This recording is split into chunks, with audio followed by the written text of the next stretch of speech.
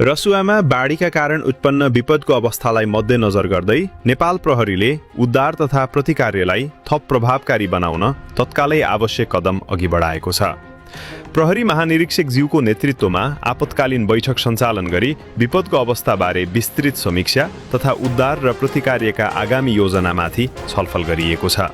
बैठकमा प्रहरी अधिकृतहरू तथा सम्बन्धित विभागका प्रमुखहरूबाट प्राप्त सुझाव र स्थलगत अवस्थाको जानकारीका आधारमा आवश्यक जिम्मेवारी निर्धारण तथा प्रहरी जनशक्तिको प्रभावकारी परिचालनबारे योजना तय गरिएको छ।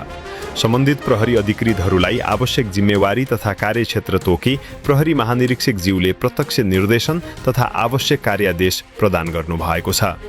विपद प्रतिकार्यलाई थप व्यवस्थित र प्रभावकारी बनाउन विपद प्रतिकार्य समन्वय डेस्क स्थापना गरी खोजी, उद्धार तथा व्यवस्थापन कार्यलाई आवश्यक समन्वयसहित अगाडि बढाइएको छ।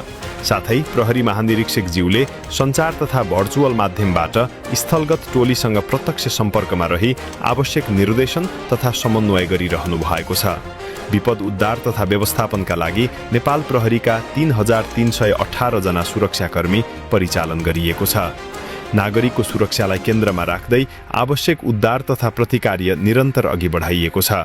विपद सम्बन्धी खोजी तथा उद्धारका अद्यावधिक जानकारी र आवश्यक समन्वयका लागि सम्पर्क नम्बरहरू नेपाल प्रहरीको आधिकारिक सामाजिक सञ्जाल पेज मार्फत निरन्तर सम्प्रेषण गरिरहेका छौँ।